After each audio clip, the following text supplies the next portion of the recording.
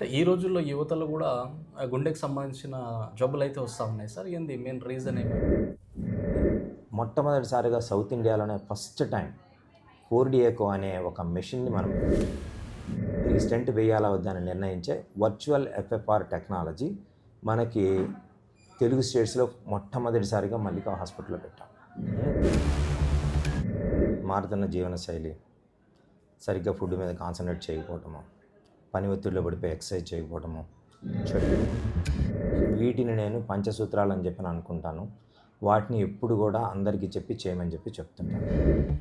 Plate ముందు కూర్చున్న తర్వాత తినబోతూ ఉంటే దీన్ని ఎలా పండించారు మొదటి విషయము, దీన్ని ఎలా వండారు రెండో విషయము, దీంట్లో ఉన్న కాంపోనెంట్స్ ఏంటి. అంటే ప్రతి ఒక్క గ్యాస్ ప్రాబ్లము హార్ట్ అటాక్ కాదు, ప్రతి ఒక్క గొంతు ప్రాబ్లము హార్ట్ అటాక్ అనేది కాదు. అన్నీ ఉన్న సింగిల్ కార్డియాలజీ హాస్పిటల్ నాకు తెలిసి తెలుగు స్టేట్స్లో అనేది లేదు. మనదే యూనిక్ హాస్పిటల్. అందుకనే మన దగ్గర చక్కగా పేషెంట్స్ వస్తారు.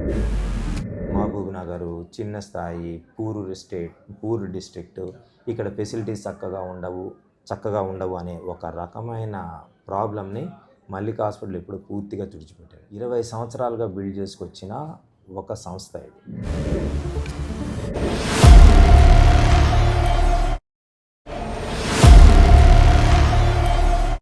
నమస్తే. సో, మహబూబ్‌నగర్ పట్టణ ప్రజలకు ముందుగా డాక్టర్ డే శుభాకాంక్షలు. సో, ప్రస్తుతం మనం మహబూబ్‌నగర్ పట్టణంలో డాక్టర్ డే సందర్భంగా మల్లిక్ హాస్పిటల్‌లో డాక్టర్ జె. మహేష్ బాబు గారి దగ్గర అయితే ఉన్నాము. సో, వారి మాటల్లోనే ప్రస్తుతం ఏదైతే యువకుల్లో కూడా కార్డి ఏదైతే హార్ట్‌కి సంబంధించిన ప్రాబ్లమ్స్ అయితే పెరుగుతూ ఉన్నాయి. మరి జీవనశైలి కావచ్చు, సో ట్రీట్మెంట్స్ కావచ్చు. సో, మహబూబ్‌నగర్‌లోనే బెస్ట్ అడ్వాన్స్డ్ టెక్నాలజీ ఉందని చెప్పేసి సో బయటైతే వినబడతా ఉంటది. మరి వాస్తవంగా మల్లిక్ హాస్పిటల్‌లో ఎటువంటి ట్రీట్మెంట్స్ ఉన్నాయి? సో వారు ఎటువంటి ఫెసిలిటీస్ అందిస్తా ఉన్నారు? అదేవిధంగా ఈరోజు మెగా హెల్త్ క్యాంప్ కూడా కండక్ట్ చేస్తా ఉన్నారు. మరి దాంట్లో ఎటువంటి ట్రీట్మెంట్స్ అందిస్తా ఉన్నారు? ఇలా పలు అంశాలపై ముఖ్యంగా ఉమ్మడి మహబూబ్‌నగర్ జిల్లా ప్రజలందరికీ ఈ ఆర్ట్‌కు సంబంధించిన తెలియని విషయాల్లో కూడా తెలియపరచడానికి ఈరోజు మన ముందైతే వారు ఉన్నారు. వారితోటి ఒక ప్రత్యేక ఇంటర్వ్యూ అయితే చేస్తా ఉన్నాం. నమస్తే sir. So first of all doctor day శుభాకాంక్షలు sir. Thank you. So first of all మీరు ఈ కార్డియాలజీ ఈ స్పెషలిస్ట్ ఎంచుకోవడానికి ప్రధాన కారణం ఏంటి సార్? చిన్నప్పటి నుంచి నేను మెడిసిన్ చేసిన దగ్గర నుంచి కూడా నాకు కార్డియాలజీలో స్పెషల్ ఇంట్రెస్ట్ అనేది ఉండేది. కార్డియాలజీ ప్రాబ్లం అనేది వచ్చిన తర్వాత పర్ఫెక్ట్ ట్రీట్మెంట్ కనుక అందిస్తే పేషెంట్ 100% సేవ్ అయిపోవటము, ప్రాబ్లం లేకుండా ఉండటము, తర్వాత హెల్తీగా జీవించడము ఇవన్నీ ఉంటాయి. క్రిటికల్ ప్రొసీజర్స్ చేయడానికి కానీ అడ్వాన్స్డ్ టెక్నాలజీ కానీ ఈ బ్రాంచ్లో చాలా స్కోప్ ఉండటం వలన నేను ఎంబీబీఎస్ చేసే రోజుల నుంచి కూడా నాకు కార్డియాలజీ అంటే చాలా ఇంట్రెస్ట్ ఉండేది. అట్లానే తర్వాత నా ఎండీ అయిపోయిన తర్వాత డిఎం కార్డియాలజీ ఎంట్రన్స్ రాస్తే నాకు స్టేట్ ఫస్ట్ ర్యాంక్ వచ్చింది. దాంట్లో నేను ఉస్మానియా మెడికల్ కాలేజీలో అప్పుడు కంబైన్డ్ స్టేట్ ఉండేది. ఆ స్టేట్ ఫస్ట్ ర్యాంక్ రావడం ద్వారా ఉస్మానియా మెడికల్ కాలేజీలో సీట్ వచ్చింది. దాంట్లో నేను డిఎం కంప్లీట్ చేసి నాకేంటనంటే ఏ కార్పొరేట్లో ఎవరి కిందన వర్క్ చేయడం అనేది నా యొక్క పద్ధతికి విరుద్ధం. అందుకనే నేను ఒక డిస్ట్రిక్ట్ అనేది ఎంచుకోవటము, మహబూబ్‌నగర్‌కి రావటము, వచ్చి కూడా దరిదాపుగా 19 సంవత్సరాలు అయితే నిండిపోయాయి. అంటే ఈ రోజుల్లో యువతలో కూడా గుండెకి సంబంధించిన జబ్బులైతే వస్తూ ఉన్నాయి సార్. ఏంది మెయిన్ రీజన్ ఏమై ఉంటుంది? Very obvious reasons. మారుతున్న జీవనశైలి, సరిగ్గా ఫుడ్ మీద కాన్సంట్రేట్ చేయకపోవటము, పని ఒత్తిడిలో పడిపోయి ఎక్సర్సైజ్ చేయకపోవటము, చెడు అలవాట్లకి దగ్గర కావటము, ఆరోగ్య పద్ధతులను అసలు పాటించకపోవటము, నైట్ అంతా late night 3 o'clock 4 o'clock 2 o'clock వరకు ఉండటము, పార్టీస్ తర్వాత బింజ్ ఈటింగ్, ఆ తర్వాత సైకలాజికల్ ట్రామా, వర్క్ ప్రెషర్స్, ఇవన్నీ కూడా కారణాలే. ఇవన్నీ కూడా చిన్నతనం నుంచి వస్తున్నాయి కాబట్టి యంగ్స్టర్స్లోనే మెజారిటీగా హార్ట్ అటాక్స్ రావడం అనేది కూడా సంభవిస్తుంది. అంటే ఒక చిన్న అపోహ ఏందంటే మాకేం కాదులే 35 వరకు, 35 తర్వాత కూడా వస్తాయిలే హార్ట్‌కు సంబంధించిన డిసీజ్ అని చెప్పేసి నెగ్లెక్ట్ చేయడం వల్ల ఏమవుతుందంటే వన్స్ ఒకసారి వచ్చేసి అది జరగాల్సిన నష్టం జరిగిపోతూ ఉన్నది. అటువంటి వాళ్ళకి మీరు ఇచ్చే అడ్వైస్ ఏంటి సార్? సో మనకేం జరగదులే అని అనుకోవడం అనేది అపోహ. ఎవరైతే ప్రతిరోజు వీలున్నంత వరకు వాళ్ళ యొక్క జీవనశైలిని అసెస్ చేసుకోవాలి. స్మోకింగ్ చేస్తున్నానా, లిక్కర్ తీసుకుంటున్నానా, ఎక్కువ వర్క్ ప్రెషర్ ఉందా, నిద్ర సరిగా పోతున్నానా లేదా, డయాబెటీస్ ఏమైనా వచ్చిందా, హైపర్ టెన్షన్ ఏమైనా వచ్చిందా, రోజుకి ఎక్సర్సైజ్ చేస్తున్నానా లేదా అనేది ఒక దగ్గర కూర్చొని మన గురించి మనం వారానికి ఒకసారైనా ఆ వారంలో చేసిన విషయాలని రాసుకోవాలి. వీటిలో ఏది అబ్నార్మల్గా ఉన్నా కానీ కూడా మనం పయనించాల్సిన మార్గం రాంగ్గా ఉంది, ప్రమాదాలు వచ్చే పరిస్థితి ఉంటుందని మనం గ్రహించాలి. అంతేగాని ప్రతి ఒక్కరికి హార్ట్ అటాక్స్ వచ్చేస్తాయని కాదు. ఎవరికైతే నేను చెప్పిన ఈ రిస్క్ ఫ్యాక్టర్స్ ఒత్తిళ్ళు అయితే ఉన్నాయో వాళ్ళకి ఖచ్చితంగా వచ్చే ప్రమాదం అయితే ఉంటుంది. కాబట్టి అసెస్ చేసుకోవడం అనేది ప్రతి వ్యక్తి తన యొక్క ఆరోగ్య పరిస్థితిని అసెస్ చేసుకోవడం అనేది the most important. So Mahabubnagar నుంచి ఎక్కువ మీకు వచ్చే కేసెస్ కూడా రూరల్ బ్యాక్గ్రౌండ్ నుంచి వస్తూ ఉంటాయి, విలేజెస్లో ఎక్కువ. ఎందుకంటే వాళ్ళు నెగ్లెక్ట్ చేయడం వల్లనూ మళ్ళీ ఎందుకు. సో మీకు వచ్చే పేషెంట్స్లో మీకు బాగా గుర్తుండిపోయే సంఘటన ఏంటి సార్? నాకు వచ్చే పేషెంట్లు గుర్తుండిపోయే సంఘటనలు అంటే ఒక 20 ఇయర్స్ నుంచి దరిదాపుగా 20 ఇయర్స్ నుంచి ప్రాక్టీస్ చేస్తున్నాము. బేసికల్గా మన యొక్క ఫీల్డ్ చూస్తే ఎమర్జెన్సీ ఫీల్డ్. పేషెంట్ రావటము, కార్డియాక్ అరెస్ట్ అవ్వటము, లేకపోతే కార్డియాక్ అరెస్ట్ వచ్చిన పేషెంట్ హాస్పిటల్కి తీసుకురావటము, ఆ బెడ్ మీద తీసుకొస్తున్నప్పటికే గుండె ఆగిపోవటము, మా టీం అంతా కలిపి ఆ పేషెంట్స్ని సిపిఆర్ చేసి సేవ్ చేయటము, ఇట్లాంటివి. మర్చిపోయిన పేషెంట్ ఎవరైనా ఉన్నారా? చాలామంది ఉన్నారు. పేరైతే చెప్పను కానీ బీతో స్టార్ట్ అవుతుంది. తను ఒకసారి ఈకో కార్డియాక్ రోగం కోసం అని చెప్పానని వేరే డాక్టర్ పంపిస్తే మన దగ్గరకు వచ్చారు. పైన ఈకో రూమ్లో ఈకో కోసం అని వచ్చారట. నా కన్సల్టేషన్ కోసం కూడా రాలేదు, ఈకో కోసం వచ్చారు. వచ్చిన తర్వాత సరే అని చెప్పినని సిస్టర్ కాబట్టి పరిగెత్తుకుంటూ వచ్చింది. సార్ పైన ఈకో కోసం వచ్చిన వ్యక్తికి చెస్ట్ పెయిన్ వచ్చింది, కొలాప్స్ అయిపోయాడు, కింద పడిపోయి కొట్టుకుంటున్నాడు సార్. ఇమీడియట్గా పైకి రష్ అవ్వడం జరిగింది. నేనేమో ఇట్లా లెగ్స్ పట్టుకున్నాను, మా స్టాఫ్ మెంబర్స్ ఏమో హెడ్ పట్టుకున్నారు. అట్లా 3-4 పట్టుకున్నారా? ఏముంది, మనం ఆ ఎమర్జెన్సీ సిచ్యువేషన్లో మనము పేషెంట్కి హెల్ప్ చేయాలి అంతే, వేరే విషయాలుగా. సరే ఇమీడియట్గా తీసుకొని పరిగెత్తుకుంటూ వచ్చాము. ఇక్కడ క్యాజువాలిటీలో పడుకోబెట్టేసేసి సిపిఆర్ స్టార్ట్ చేసాం, షాక్ చేసాం. షాక్ ఇచ్చిన తర్వాత అతను మంచిగా రికవర్ అయ్యాడు. రికవర్ అయిన తర్వాత మళ్ళీ 5 నిమిషాలు 10 నిమిషాల తర్వాత అంతా సెటిల్ అయిన తర్వాత ఏమైందనంటే నొప్పి వచ్చింది, పడిపోయానని చెప్పాడు. ఆ తర్వాత తనకి యాంజియోగ్రామ్ చేయటము, తర్వాత స్టెంట్ వేయటము, అతను సేఫ్ అయిపోవటము. అలా మళ్ళీ తర్వాత ఇది 4వ సంవత్సరం అనుకుంటా, రెగ్యులర్గా చెకప్కి వచ్చి చూస్తుంటాడు. అతన్ని చూసిన రోజల్లా కానీ కూడా ఈ సంఘటన గుర్తుంటుంది. ఎందుకంటే దీని వీడియో రికార్డింగ్ కూడా, కంప్లీట్ వీడియో రికార్డింగ్ మా సీసీటీవీ కెమెరాల్లో రికార్డ్ అయింది. సో అది చూసుకున్నప్పుడల్లా కానీ కూడా ఎస్, చాలా గ్రేట్ఫుల్గా ఉంటాడు. ఇట్లాంటివి ఒక సంఘటన కాదు, దరిదాపు 300 సంఘటనలు పైన ఉన్నాయి. అందుకనని ఒక పేరు చెప్పండి అంటే ఇది చెప్పాను కానీ, but everyday is a challenging day. Everyday is a challenging day to us. Work చేస్తాము, అలవాటు అయిపోయింది పేషెంట్స్ కోసం. అట్లా అని చెప్పినా నా పర్సనల్ హెల్త్ కూడా నేనేం అశ్రద్ధ చేయను. డెఫినెట్గా రెగ్యులర్ ఎక్సర్సైజ్, యోగా, ప్రాణాయామం ఖచ్చితంగా నా టైం నేను తీసుకుంటాను. మనం మంచిగా చేయాలంటే మనం హెల్తీగా ఉండాలి కదా. మనం ఎవరికి చెప్పడమే కాదు, ఎదుటి వాళ్ళకి చెప్పి మనం చేయకపోతే అది తప్పు. మనము చేయాలి, వాళ్ళకి చెప్పాలి, వాళ్ళ చేసి చేయించాలి, మనము చేసుకోవాలి. Even most important thing, family members మీద కూడా గట్టిగా కాన్సన్ట్రేట్ చేసి వాళ్ళ హెల్త్ కూడా ఇంప్రూవ్ అయ్యేటట్టు మనం చెప్పుకుంటూ ఉండాలి. సో ప్రజెంట్ ఉన్న ఏదైతే ఈ జీవనశైలి కావచ్చు, వీటన్నిటిని బట్టి మనం హార్ట్ని ప్రొటెక్ట్ చేయడానికి మీరు చెప్పే మంచి బెస్ట్ టిప్స్ ఏంటి సార్? నేను యాక్చువల్గా నా సొంతగా డిజైన్ చేసుకున్న, ఈ ఎక్స్పీరియన్స్ మీద డిజైన్ చేసుకున్న ఒక 5 సూత్రాలు అయితే ఉన్నాయి. వీటిని నేను పంచసూత్రాలు అని చెప్పి అనుకుంటాను. వాటిని ఎప్పుడు కూడా అందరికీ చెప్పి చేయమని చెప్పి చెప్తుంటాను. ఫస్ట్ థింగ్, రోజు పొద్దున్నే లేవగానే 1 గంట మంచిగా ఎక్సర్సైజ్ చేయాలి. సెకండ్ థింగ్, ప్లేట్ ముందు కూర్చున్న తర్వాత తినబోతూ ఉంటే దీన్ని ఎలా పండించారు మొదటి విషయము, దీన్ని ఎలా వండారు రెండో విషయము, దీంట్లో ఉన్న కాంపోనెంట్స్ ఏంటి అనేది అన్నీ చక్కగా చూసుకొని దీని క్యాలరీ వాల్యూ ఎంత ఉంటుంది, ఇది నాకు మంచి చేస్తుందా చెడు చేస్తుందా, దీంట్లో ఫ్రూట్స్ వెజిటబుల్స్ అయిన ఉన్నాయా లేదా చూసుకోవడం. అంటే first exercise, second regarding of food, third ఎటువంటి పరిస్థితుల్లో ఒత్తిడి లేకుండా ఉండే పరిస్థితిని క్రియేట్ చేసుకోవాలి మనం. ఓకే, బాస్ ఇట్లా అంటున్నారు తర్వాత నాకు ఈ వర్క్ ఉంది ఆ వర్క్ ఉందని టెన్షన్ పడిపోకుండా ఒత్తిడి లేని జీవనశైలిని ఏర్పాటు చేసుకోవాలి. This is third. Fourth one and most important thing, 6 to 7 hours sleep compulsory ఉండాలి. 6 to 7 hours స్లీప్ లేకుండా ఉంటే కనుక మీ బాడీ రికవర్ కాదు. నెక్స్ట్ డే మార్నింగ్ మీరు పర్ఫెక్ట్గా మీ యొక్క వర్క్ని ఎగ్జిక్యూట్ చేయాలంటే sleep is most important. Sleep లేని వాళ్ళకి ఆ సర్కేడియన్ రిథమ్ అనేది ఒకటి ఉంటుంది బాడీలో. అంటే ఎప్పుడు లేవాలి, ఎప్పుడు పడుకోవాలనే దానికి బాడీకి ఒక మెమరీ ఉంటుంది. ఆ మెమరీ వల్ల దానికి హెల్త్ వస్తుంది. స్లీప్ ఏమైనా సరిగ్గా లేకపోతే ఆ మెమరీ పోతుంది. అందువల్ల స్లీప్ అనేది most important. This is the 4th point. 5th point, మనం పొద్దున్న నుంచి రాత్రి వరకు చేసిన వర్క్స్ వల్ల బాడీలో కొన్ని toxic chemicals, hormones, bad hormones ఇవన్నీ రిలీజ్ అవుతాయి. వాటినన్నింటినీ బయటికి పంపించాలి అని అంటే 3 to 4 liters వాటర్ ఖచ్చితంగా తీసుకోవాలి. ఇలా కనుక తీసుకుంటే ఈ 5 సూత్రాలు పాటించుకుంటే కనుక 99% ప్రాబ్లమ్స్ రావు. ఇక కొద్దిగా జెనెటిక్గా వచ్చాయి కానీ యాక్సిడెంట్ల వల్ల కానీ ఇట్లా వస్తే ఎవరేం చేయలేరు. But majority these are the important things, these 5 points. హార్ట్కి సంబంధించిన డిసీజెస్ ఫ్యామిలీలో మీరు అన్నట్టు జెనెటిక్గా వచ్చేటివి ఇట్లా కంటిన్యూ అవుతుంటాయి. జెనెటిక్గా వచ్చేట్లు చాలా వరకు కంటిన్యూ అవుతూ ఉంటాయి. కొన్ని కంటిన్యూ సిరీస్ అనేది ఉంటుంది. వాళ్ళని ఒకవేళ కనుక ఆ పేషెంట్ ఆ ప్రాబ్లంతో వచ్చాడనుకోండి, దీనికి జెనెటిక్ ప్రాబబిలిటీ ఉంది అని కనుక మనకి తెలిస్తే అనుకుంటే, అలాంటి డిసీజ్ కనుక వస్తే ఫ్యామిలీని స్క్రీన్ చేస్తాం. ఫ్యామిలీలో ఇంకెవరికన్నా ఉందా, లేకపోతే వాళ్ళ ముందు తరాలు ఎట్లా ప్రాబ్లం వచ్చింది, పిల్లలకి ఏమైనా ఉందా అనేది స్క్రీన్ చేస్తాం. ఫ్యామిలీ స్క్రీనింగ్ చేస్తాం. జెనెటిక్ ప్రాబ్లమ్స్ ఉన్న వాళ్ళు స్క్రీనింగ్ చేస్తాం. సో మ్యాక్సిమం వచ్చే అవకాశాలు ఉంటాయండి, ఉంటాయి. సో ఇంకా ఇప్పుడు ఏదైతే హార్ట్కి సంబంధించి, సో మనకు హార్ట్ స్ట్రోక్ కానీ ఏదన్నా వచ్చే ముందర సిమ్టమ్స్ ఏముంటాయి సార్? చాలామంది నెగ్లెక్ట్ చేస్తూ ఉంటారు అది.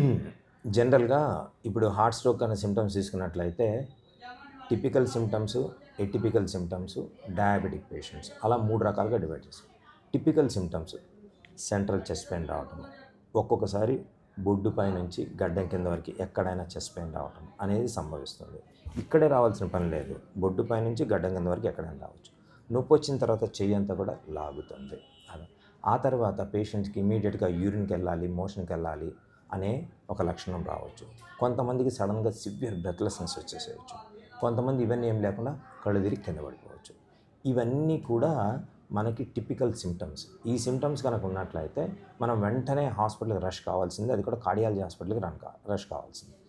అందరిలో ఈ అన్ని సిమ్టమ్స్ ఉంటాయనేది లేదు. చెస్ట్ పెయిన్ వస్తుంది కొంతమందికి, చేయి లాగాల్సిన పని లేదు. కొంతమందికి ఏదో కళ్ళు తిరుగుతున్నట్టు అనిపిస్తుంది, చెస్ట్ పెయిన్ ఉండాల్సిన పని లేదు. ఇట్లా ఉంటాయి. ఇవి అన్ని సిమ్టమ్స్ ఉండాల్సిన పని లేదు. వీటిలో కొన్ని ఉన్నా కానీ కూడా మనము జాగ్రత్త పడాలి. పాయింట్ నెంబర్ 2, ఎటిపికల్ సిమ్టమ్స్ అనేది చెప్పాను. నాకేదో గ్యాస్ ప్రాబ్లం లాగా ఉంది అనేది ఒకటి, నాకేదో గొంతు నొప్పి లాగా ఉంది అనేది ఒకటి. అంటే ప్రతి ఒక్క గ్యాస్ ప్రాబ్లము హార్ట్ అటాక్ కాదు, ప్రతి ఒక్క గొంతు ప్రాబ్లము హార్ట్ అటాక్ అనేది కాదు. తగ్గకుండా కొత్తగా వస్తున్న సిమ్టమ్ అన్బేరబుల్గా కనుక ఉన్నట్లయితే అది ఎటిపికల్ సిమ్టమ్స్ కింద వస్తుంది. నేను చెప్పింది 3వది డయాబెటిక్స్. వీళ్ళకు లాంగ్ స్టాండింగ్ డయాబెటీస్ ఉండటం వల్ల జనరల్గా బాడీలో ఉండే ఆ నర్వ్స్ అన్ని కొంత డ్యామేజ్ ఉంటాయి, కార్డియాక్ నర్వ్స్ అని. పెయిన్ సెన్సేషన్ తెలియదు. చెస్ట్ పెయిన్, హార్ట్ అటాక్ వచ్చినా కానీ కూడా వాళ్ళ సిమ్టమ్ని పర్సీవ్ చేయలేరు, ఆ నొప్పి అనేది ఉండదు. వాళ్ళకి బ్రెత్లెస్నెస్ రావటము, తర్వాత కళ్ళు తిరగటము, విపరీతమైన ఆయాసము, నడుస్తుంటే తొందరగా అలసిపోవడం లాంటి లక్షణాలు ఒక్కొక్కసారి ఉండొచ్చు. ఇవన్నీ కూడా హార్ట్ అటాక్ కిందకే వస్తాయి. కాబట్టి typical symptoms, atypical symptoms, diabetic patients. Typical symptoms classical లక్షణాలు, ఎటిపికల్ సిమ్టమ్స్ అజీర్తిలాగా కానీ, గొంతు నొప్పి కానీ, బ్యాక్ పెయిన్ కానీ ఎటిపికల్గా ఉంటాయి. అది మనము అంటే ఎటిపికల్ అంటే అది హార్ట్ అటాక్ ఉంటుందని మనం అనుకోం, కానీ but it goes in to heart attack. ఆ తర్వాత డయాబెటిక్ పేషెంట్ పెయిన్ లేకుండా హార్ట్ ప్రాబ్లం రావటం. ఎటిపికల్ సిమ్టమ్స్ అనేది ముఖ్యంగా లేడీస్లో ఉంటాయి. వాళ్ళు ఏదో నొప్పి అని చెప్తుంటారు, నువ్వు రోజు నొప్పి అని చెప్తుంటారు కదా, ఇంట్లో ఉండి ఏం కాదులే, ఆ టాబ్లెట్స్ ఇట్లా అని చెప్పని అంటుంటారు. తప్పు. ఇమీడియట్గా ఒకసారి చిన్న చెకప్ అయితే ఈసీజీ తీసుకుంటే తెలిసిపోద్దండి ఇంతన్నిటికీ. ఇప్పుడు ఈసీజీ దొరకని ప్రదేశమే లేదు. అంతే, అజాగ్రత్త వద్దు. ఇప్పుడు ఈసీజీ కానీ, ఈకో కానీ వీటన్నిటి అంటే వీడి డిఫరెన్స్ ఏంటి? ఈసీజీ అనేది హార్ట్లో నుంచి వచ్చే ఎలక్ట్రిసిటీని, కరెంటుని చూస్తుంది. ఆ కరెంటు ద్వారా మనము ఏ రకమైన ప్రాబ్లం వచ్చిందనేది కొంతవరకు తెలుస్తుంది. స్కానింగ్ అనేది గుండె కండరాలని, వాల్స్ని, హార్ట్ మజిల్ని, వాల్స్ని మన కళ్ళకు కనిపించినట్టు చూపిస్తుంది. ఈ కండరాలకి, వాల్స్కి సంబంధించిన బ్లడ్ ఫ్లో ఎట్లా జరుగుతుంది, మంచిగా ఉందా లేదా తెలుసుకోవాలనుకుంటే యాంజియోగ్రామ్. అట్లా ఈ టెస్ట్లు అనేది కామన్గా చేసే టెస్ట్లు. ఒకటి ఈసీజీ, ఓన్లీ ఎలక్ట్రిసిటీని చూస్తుంది. హార్ట్కి సంబంధించిన అన్ని ప్రాబ్లమ్స్ దాంట్లో తెలియవు, కొంతవరకు తెలుస్తుంది, కొన్ని ఇన్ఫర్మేషన్ తెలుస్తాయి. హార్ట్ బీటింగ్ సరిగ్గా ఉందా లేదా అనేది తెలుస్తుంది. నెక్స్ట్ మజిల్ కరెక్ట్గా ఉందా లేదా, లీక్ అవుతుందా, ఇట్లాంటివన్నీ మనకి ఈక్వల్లో తెలుస్తాయి. ఇక 3వది యాంజియోగ్రామ్. యాంజియోగ్రామ్ అనేది ఎవరికైతే హార్ట్ అటాక్ అనేది సస్పెక్ట్ చేస్తున్నామో, హార్ట్ అటాక్ వచ్చిందో వాళ్ళకి ఇక్కడ నుంచి ఒక పైప్ వేసి గుండె దాకా వెళ్ళి అక్కడ ఉన్న గుండెలో ఉన్న రక్తనాళాలను చూడటము, అవసరమైతే స్టెంట్ వేయటము, అవసరమైతే బైపాస్ చేయడం లాంటి ప్రొసీజర్స్ అనేది కార్డియాలజీలో సామాన్యంగా జరిగే ప్రొసీజర్స్. సో మహబూబ్ నగర్లో చాలా కార్పొరేట్ హాస్పిటల్స్ అయితే ఉన్నాయి. మరి మన మల్లిక్ హాస్పిటల్స్లో ఉన్న స్పెషాలిటీస్ ఏంటి సార్? మల్లికా హాస్పిటల్లో ఉన్న స్పెషాలిటీ ఏంటంటే, నేను 20 సంవత్సరాలు దరిదాపుగా 19th అయిపోయి 20th ఎంటర్ అవుతున్నాము. 20 సంవత్సరాలుగా బిల్డ్ చేసుకొచ్చిన ఒక సంస్థ ఇది. మా దగ్గర ఉన్న స్టాఫ్ 17, 18, 20 ఇయర్స్ నుంచి ఉన్న వాళ్ళు కూడా నా దగ్గర ఉన్నారు. వాళ్ళు దరిదాపుగా 50 నుంచి 60 మంది ఉన్నారు. వీళ్ళంతా కూడా పేషెంట్ రాగానే వాళ్ళ యొక్క పరిస్థితిని అసెస్ చేయడానికి వెరీ స్ట్రాంగ్ క్లినికల్ నాలెడ్జ్ ఉన్నవాళ్ళే, డాక్టర్స్తో సహా, స్టాఫ్తో సహా, ఆయమ్మలతో సహా. ఇది ఫస్ట్ థింగ్ స్టాఫ్ విషయం. రెండోది, మొట్టమొదటిసారిగా సౌత్ ఇండియాలోనే ఫస్ట్ టైం 4D ఎకో అనే ఒక మెషిన్ని మనం పెట్టాం. ఆ మెషిన్ పెట్టి ఇప్పుడు 3 years అవుతుంది. ఈ 3 yearsలో మనము వేల కొద్ది 4D ఎకోస్ చేసాం. హార్ట్కి వచ్చిన ప్రాబ్లమ్ని స్కానింగ్లో, మామూలు స్కానింగ్ 2D ఎకో అనుకుంటే 35 mm లాగా ఉంటుంది. అదే మనము 4D ఎకో చేసామంటే 70 mm 4K పిక్చర్ లాగా అట్లా ఉంటుంది. ఆ 4D ఎకో స్కానింగ్ అనేది మన దగ్గర ఉంది. ఇప్పటిదాకా ఎవ్వరి దగ్గర కూడా 4D ఎకో స్కానింగ్ లేదు. హైదరాబాద్లో 1 or 2 హాస్పిటల్స్లో వచ్చింది, కానీ మహబూబ్ నగర్లో మనం అప్పటి నుంచి తీసుకొచ్చాము. ఇంకెవరి దగ్గర కూడా అంత పరిస్థితి లేదు మన దగ్గర.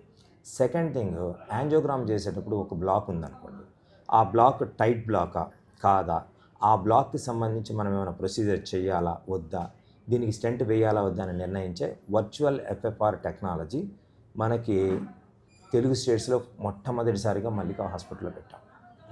స్టెంట్ వేసేటప్పుడు మనం ఆ వర్చువల్ FFR కన్నా చేస్తే స్టెంట్ వేయాల్సిన అవసరం ఉందా లేదా తెలిసిపోతుంది, బ్రహ్మాండంగా తెలిసిపోతుంది. అనవసరమైన స్టెంటింగ్ని మనము పక్కకు తీయవచ్చు. ఇది ఒకటి. ఇప్పుడు ఇక ఫస్ట్ మీ మీడియాకి చెప్పడం అవుద్దేమో కానీ, painless angiogram, CT coronary angiogram 128 slides CT తోటి మొట్టమొదటిసారిగా పెయిన్లెస్ యాంజియోగ్రామ్ ప్రక్రియని మనం ఆల్రెడీ స్టార్ట్ చేశాము, దాన్ని ఎగ్జిస్టెన్స్లోకి తీసుకొచ్చాము. This is going to be an important landmark in cardiology treatment at Mahabubnagar. ఒక మైల్ రాయిగా నిలిచిపోతుంది. ఆ తర్వాత ఓన్లీ కార్పొరేట్ హాస్పిటల్లోనే ఉన్నది, డిస్ట్రిక్ట్ హెడ్ క్వార్టర్స్ హాస్పిటల్లో ఎక్కడా లేనిది కార్డియాక్ MRI, అంటే గుండెలో ఉన్న కణజాలం, గుండె కండరాల్లో ఏమైనా ప్రాబ్లమ్స్ తెలుసుకోవడానికి సంబంధించిన కార్డియాక్ MRI అనే ఒక ది మోస్ట్ అడ్వాన్స్డ్ టెక్నాలజీని మనం అందుబాటులోకి తెచ్చాము.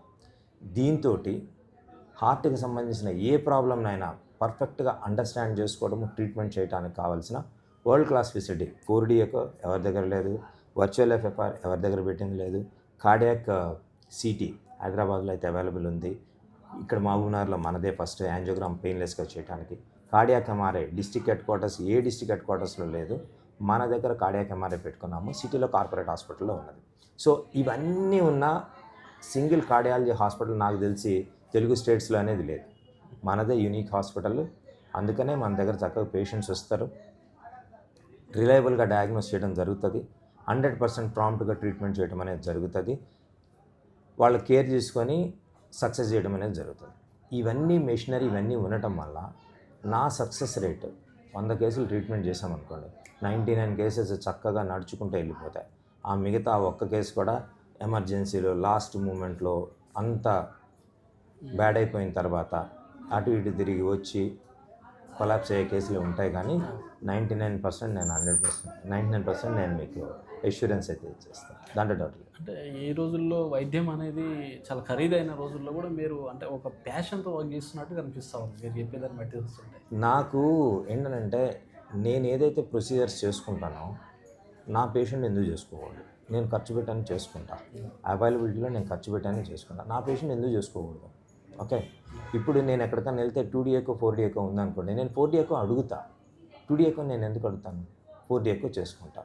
నేను 4D ఎకో కోసము వెళ్తున్నప్పుడు నా పేషెంట్కి అది ఎందుకు అందకూడదు చెప్పండి. అందువల్ల ఆ ఉద్దేశంతో ఇది మనకు ఒక ఎవరన్నా auto driver, rickshaw puller, sir నేను 4D ఎకో చేసుకున్నానంటే నీకు అమెరికాలో కూడా చాలా ప్లేసుల్లో దొరకని ఇన్వెస్టిగేషన్ నీ చేతిలో ఉంది అనే ఒక ఫీలింగ్ ఉంటుంది చూసారా, అది చాలా అద్భుతంగా ఉంటుంది. దానికోసమనే నేను టెక్నాలజీ మీద ఎక్కువ డిపెండ్ అవుతాను. ఆ టెక్నాలజీలో కూడా అడ్వాన్స్ టెక్నాలజీ మార్కెట్లోకి వచ్చిందంటే దాన్ని ఇమీడియట్గా మన దగ్గర తీసుకురావడానికి చూస్తాను.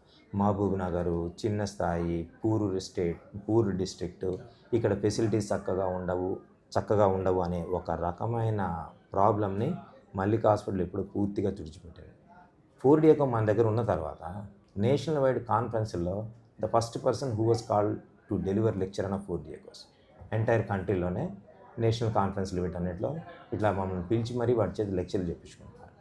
ఆ తర్వాత వర్చువల్ FFR టెక్నాలజీ, ఈ టెక్నాలజీ అనేది అసలు ఎవరు అందుబాటులో లేనిది.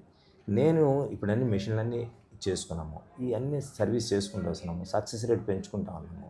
ఏంటంటే కాకపోతే ఏంటంటే నెక్స్ట్ మనం ఫైనాన్సెస్ విషయానికి వస్తే కార్డియాక్ వైద్యం అనేది కాస్ట్లీ. అవును. సిటీలో ఏ కేసు వెళ్ళినా కానీ కూడా 5 నుంచి 6-7 లక్షలు లేకుండా బయటికి రాలేకపోతున్నారు. ముందు డిపాజిట్ కూడా ఇక అవన్నీ తెలియదు మనకి, అంత అవుతుంది. మన దగ్గర అటువంటి పరిస్థితిని వాళ్ళు చేసే దాంట్లో 1/4 1/3 అమౌంట్లో క్రిటికల్ కేసెస్ని చేసి పంపిస్తున్నాం. మిగతా డాక్టర్లతో చిన్న చిన్న ట్రీట్మెంట్ చేసే డాక్టర్లతో కంపేర్ చేసుకుంటే డెఫినెట్గా మనీ ఎక్కువే అవుతుంది, కానీ వాళ్ళకి వచ్చిన జబ్బు కూడా పెద్దదే. అదే కార్పొరేట్ హాస్పిటల్లో చేసుకోవాలనుకుంటే వాళ్ళు ఖర్చు పెట్టాల్సిన అమౌంట్ కూడా హ్యూజ్గా ఉంటుంది. మల్లిక హాస్పిటల్ ఆ ప్రాబ్లం లేదు. అది లేదు, 24/7 మనం ట్రీట్మెంట్ అందించుకుంటూ పోతూనే ఉంటాము, సక్సెస్ చేసుకుంటూనే ఉంటాము. 100% పేషెంట్ బయటికి రావాల్సిందే. That is our motto. కార్డియాలజీనే కాదు, ఎనీ క్రిటికల్ కేస్, హాస్పిటల్కి వచ్చిన కేసుకి జస్టిస్ జరగాలి, పేషెంట్ రికవర్ కావాలి, మంచిగా కావాలి, తన ట్రీట్మెంట్ అనేది బ్రహ్మాండంగా నడవాలి, తన అద్భుతంగా డిశ్చార్జ్ అయి వెళ్ళాలి. ఇది నా కోరిక, మోటో, అంతే, వేరేదేం లేదు. సో అప్కమింగ్ వచ్చే కార్డియాలజీలోకి వచ్చే డాక్టర్స్ కావచ్చు, ట్రైనీ డాక్టర్స్కి మీరు ఇచ్చే బెస్ట్ అడ్వైజెస్ ఏంటి sir? Commit to the patient కోసం మనము కమిట్ అయిపోవాలి. ఆ పేషెంట్ని ప్రొసీజర్లు చేయబోయే ముందు కరెక్ట్గా మంచిగా అసెస్ చేసుకోవాలి.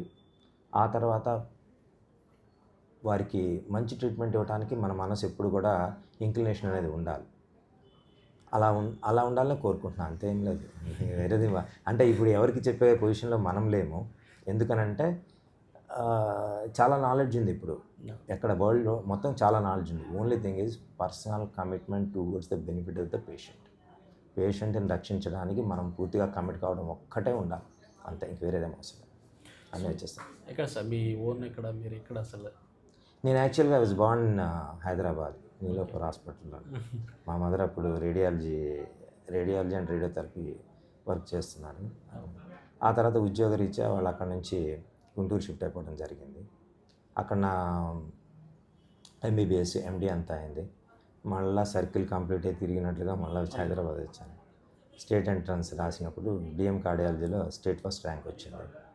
ఫస్ట్ ర్యాంకర్కి ఉస్మానియా, సెకండ్ ర్యాంకర్కి గాంధీ, థర్డ్ ర్యాంకర్కి వైజాగ్ అనేది ఉండేది. నేను ఉస్మానియాలో కంప్లీట్ చేశాను. లాస్ట్ ఎక్స్పీరియన్స్, ఒకళ్ళే PG, day and night work, 3 సంవత్సరాల వరకు, డిఫికల్ట్ కేసెస్ అన్నీ కూడా ఉండేవి. ఎక్స్ట్రాడినరీ టీచర్స్ ఉండేవాళ్ళు, మా పెద్ద పెద్ద బాసులు వాళ్ళందరూ ఉండేవాళ్ళు. అసలు వదిలిపెట్టేవాళ్ళు కాదు, చేయాల్సిందే, వర్క్ చేయాల్సిందేనని. ఇప్పుడు 16 మంది పీజీలు ఆ వర్క్ చేస్తున్నారు. మా రోజుల్లో మేము చేసేటప్పుడు single PG first year, single PG second year, single PG third year, అంటే 3 పీజీలు ఆ వర్క్ అంతా చేయాల్సి వచ్చేది. నెంబర్ ఆఫ్ సీట్స్ అన్ని పెరిగిన తర్వాత 16 మెంబర్స్ చేస్తున్నారు ఇప్పుడు. నాకేంటనంటే మా యొక్క ట్రైనింగ్ అనేది చాలా తరోగా, చాలా పద్ధతిగా జరిగింది అనేది నేను అనుకుంటాను. అందుకని ఏ కేసు అయినా కానీ కూడా వెనకడికి వేసేదేం లేదు, ఆ కేసుని బయట తీసి రావటం. అసలు ఆలోచించేదేం లేదు, పేషెంట్ సేవ్ కావాలి, అదొకటి ఆలోచన, మిగతాది. సో మహబూబ్ నగర్ సెలెక్ట్ చేసుకోవడంలో, అంటే మీ సర్వీస్ ఇక్కడ అందించడంలో ఉన్న కారణం ఏంటంటారా? ఇవన్నీ కొన్ని విషయాలు మీరు అడుగుతున్నారు, సరే చెప్తాను. ఉస్మానియాలో నా కోర్స్ అయిపోయింది. కోర్స్ అయిపోయిన తర్వాత మా గురువుగారు మార్కండేయ శర్మ గారు అని చెప్పి సిటీ సర్జన్ ఉండేవాళ్ళు. వాళ్ళ డాటర్ ఒక రోజున ఎస్విఎస్లో జాయిన్ అయ్యారు. ఎస్విఎస్ వాళ్ళు ఏం చేశారంటే మార్కండేయ శర్మ గారిని పిలిచి మా హాస్పిటల్లో ఒక కార్డియాక్ క్యాంప్ కండక్ట్ చేయండి అని చెప్పని 2006లో అడిగారు. అడిగితే శర్మ గారు నా దగ్గరకు వచ్చి, మహేష్ వెళ్దాం పదా, నువ్వు చదువు కానీ పదా, అట్లా స్కానింగ్స్ ఇవన్నీ చేయాలని అన్నారు. సరే అని చెప్పి వచ్చాను. నా మిస్సెస్ లతాకి మహబూబ్ నగర్ అంటారా, ఎక్కడో చాలా దూరం ఉంటుందేమో, నాకు తెలియదు, ఎప్పుడు వెళ్ళలేదు నేను ఆ ప్లేస్కి, వెళ్ళేసి వస్తాను అని చెప్పి లేట్ అవుతుందేమో, ప్రణవ్ నువ్వు భోజనం చేసేయండి, నా కోసం వెయిట్ చేయదు అని చెప్పినాను. హైదరాబాద్ నుంచి బయలుదేరాము. వాళ్ళకి అప్పుడు బస్సు ఉండింది, దాంట్లో మహబూబ్ నగర్ వచ్చాము. స్కానింగ్స్ అవన్నీ కూడా ఒక 100-150 స్కానింగ్స్ ఏమో ఉన్నాయి, అన్ని స్కానింగ్స్ కంప్లీట్ చేశాను. అంతా అయిపోయి నేను ఈవినింగ్ 7 o'clock కల్లా ఇంట్లో ఉన్నా. అదే అయిపోయింది. This is the first point. Second thing, నాకు కార్పొరేట్స్లో వర్క్ చేయడం ఇష్టం లేదని చెప్పి ముందు నుంచి చెప్తున్నాను. ఓకే, నా స్టైల్లో నేను చేయాలి, నా చారిటీ ఏదో నేను చేయాలి, నా నాలెడ్జ్ ఏదో నేను పెంచుకోవాలి, ఎవరి కింద ఎవరి ఎత్తుళ్ళు ఉండకూడదు అనేది నా ఉద్దేశం. అప్పుడు చూస్తూ ఉంటే హైదరాబాద్లో కాదు, లెట్ మీ గో టు పెరిఫెరీకి వెళ్దాము అన్న ఒక ఆలోచన అయితే నాకు వచ్చింది. ఈ ఆలోచనతో నేనేం చేశానంటే, ఆలోచిస్తుంటే అరే మౌనారు తొందరగా వెళ్ళి వచ్చేసేయచ్చు కదా, ఇట్లాంటి ఉంది కదా, ఓకే ఫ్యామిలీ హైదరాబాద్లో ఉన్నా కానీ కూడా మనకు మహబూబ్ నగర్ అయితే షార్టెస్ట్ డిస్టెన్స్ ఉందని చెప్పానని అప్పుడు నేను మహబూబ్ నగర్ సెలెక్ట్ చేసుకున్నాను. ఊరు కానీ ఊరి గురించి కానీ ఇక్కడ మనుషులు కానీ లేకపోతే ఇక్కడ స్నేహితులు కానీ ఇక్కడ డాక్టర్స్ కానీ ఒక్కళ్ళు కూడా పరిచయం లేని స్థితి ఆ రోజున. మహబూబ్నగర్ నన్ను బాగా ఇంటర్నలైజ్ చేసుకుంది. మహబూబ్నగర్లో ఇప్పుడు ఎంతోమంది పేషెంట్స్, ఎంతోమంది ఇది పేరు, మీకంటూ ఆ తర్వాత పరిచయాలు, ఆ తర్వాత రెస్పెక్ట్, అన్నిటికన్నా మించి ప్రొఫెషనల్ సాటిస్ఫాక్షను, మా పేషెంట్స్ బ్లెస్సింగ్స్. ఒకళ్ళు పైకి రావాలి అని అంటే ఏదో మన కెపాసిటీ క్యాలిబర్ ఉంటే రాలేము. అదృష్టం కలిసి రావాలి, మనలో నిజాయితీ ఉండాలి, వాళ్ళు కూడా మనల్ని బ్లెస్ చేయాలి. అట్లాంటప్పుడే మనకు ఒక ఉన్నత స్థాయి వస్తుంది. నేనేదో ఉన్నత స్థాయి సాధించానని కాదు, కానీ నేను అనుకున్న దానికన్నా మహబూబ్ నగర్ నన్ను ఎక్కువగా బ్లెస్ చేసింది అనే ఒక రుణం ఎప్పుడూ ఉంటుంది. అందుకని అది ఉంటుంది, ఖచ్చితంగా ఉంటుంది. ఈ ప్లేస్ నుంచి వస్తే అది వేరే పరిస్థితి. వేరే ప్లేస్ నుంచి వచ్చిన తర్వాత కూడా ఇంటర్నలైజ్ చేసుకొని ఇంత ఎఫెక్షన్ చూపించడం.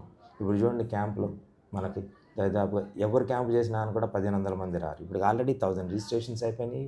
ఇంతమంది వెయిట్ చేస్తున్నారు. మనకు అన్ని స్కానింగ్స్ జరుగుతున్నాయి. పొద్దు నుంచి దాదాపు 100 మంది చేయించుకొని కూడా వెళ్ళిపోయారు. ఇలా ఇట్స్ ఎ బ్లెస్సింగ్ యాక్చువల్లీ. అంతే, అంతకన్నా ఏమి ఉండదు. మా తల్లిదండ్రుల పుణ్యమా లేకపోతే ఇంకా ఏంటా పేషెంట్స్ బ్లెస్సింగ్, అవన్నీ కూడా ఇట్స్ ఎ గ్రేట్ ఫీలింగ్. అంతే, ఇంక వేరేదేం చెప్పాలి. సో మొత్తానికైతే రాబోయే రోజుల్లో కూడా మహబూబ్ నగర్కి మీ సర్వీసెస్ ఇట్లే అందించాలని చెప్పేసి మనస్ఫూర్తిగా కోరుకుంటా ఉన్నాం sir. Once again so doctor day శుభాకాంక్షలు sir. Thank you very much. Thank you.